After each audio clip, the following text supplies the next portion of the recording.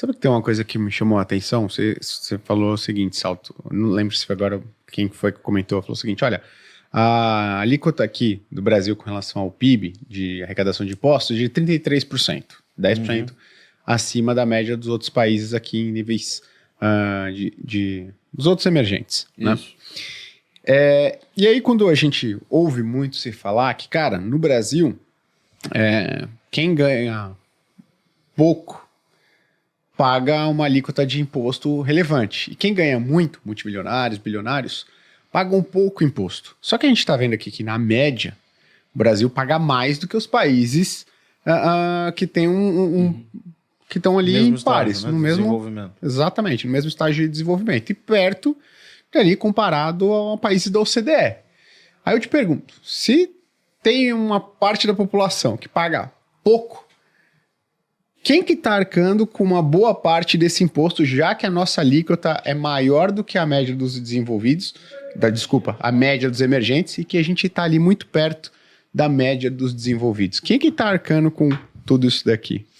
Olha, o sistema tributário brasileiro é muito regressivo, né, como a gente fala em economês. O que quer dizer o quê? Que uma parte da população paga proporcionalmente mais do que outra parte da população. Então, os tributos indiretos, né, o governo conseguiu agora aprovar a emenda constitucional 132, que é a reforma dos tributos indiretos. Por exemplo, o ICMS, que é o imposto estadual. Quando a gente compra essa garrafa de água aqui, tem ICMS embutido. Então, o Sérgio, que é multimilionário, ele paga a mesma alíquota. Quem dera. Tô brincando. Ele paga a mesma alíquota e o mesmo imposto, né, embutido no preço, que uma pessoa que tem 1/100º da renda. Então, é muito interessante que o tributo indireto ele é regressivo por natureza. E a tributação da renda, aí é uma opinião pessoal, né? Mas é uma tributação que poderia ser muito mais progressiva. A gente tem uma tabela de imposto de renda que incide muito sobre os trabalhadores formais, servidor público, classe média e média alta. Os super ricos são pouco tributados. É curioso que essa era uma agenda da esquerda, tradicionalmente. Mas, aí citando de novo o ex-ministro Paulo Guedes, ele tentou apresentar uma proposta, apresentou na verdade, mas não prosperou no Congresso, que era uma reforma da tributação da renda. Inclusive discussão de lucros e dividendos, tudo isso. Só que tem que ter cuidado, devagar com o andor que o santo é de barro, né? Porque você já tem uma carga tributária alta sobre as empresas. Lá nos anos 90, o então secretário da Receita, Everardo Maciel, ele acabou com a tributação de lucros e dividendos e aumentou a tributação na pessoa jurídica, porque era mais eficiente você fazer isso do que ficar indo atrás das pessoas físicas. Se a gente for voltar atrás nisso, precisa lembrar dessa história, porque jabuti não sobe em árvore sozinho. Tem uma razão da gente não tributar os lucros e dividendos. E outra, a nossa tributação das empresas já é 34, mais ou menos, que é a média da OCDE. Então, se você for reinstituir lucros e dividendos, para aumentar a arrecadação, porque eventualmente a Receita, ou os técnicos, ou os estudiosos, estão achando que isso pode render mais frutos do que só tributar na PJ, vai ter que ter algum ajuste também no IRPJ e na CSLL. Legal.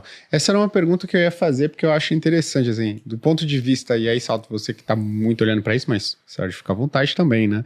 E aí a gente vai entrar na parte de mercado depois. Você acha que seria mais eficiente, então, o Brasil deixar de tributar a pessoa jurídica, as empresas, para tributar aqui na renda do empresário, porque isso tenderia a estimular mais emprego, desenvolvimento da empresa crescer, gerar mais emprego, renda no final das contas? Eu acho que os dois modelos são válidos. Eu não acho que isso é uma tábua de salvação, uma bala de prata. Vamos restituir a tributação de lucros e dividendos que está resolvido o problema fiscal. E acho que nós já perdemos muito tempo discutindo só o lado da Receita.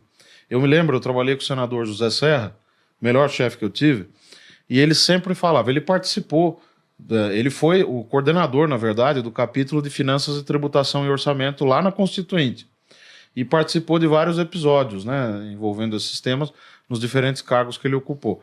Ele sempre falava, Felipe, olha, discutir uma reforma tributária sem discutir antes o lado da despesa, só tem um resultado possível, aumento da carga tributária.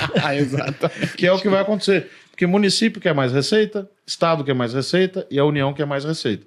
Então, ou bem você discute o lado orçamentário, a despesa pública, ou nós vamos ter sempre essas reformas tributárias levando ao aumento da carga, né?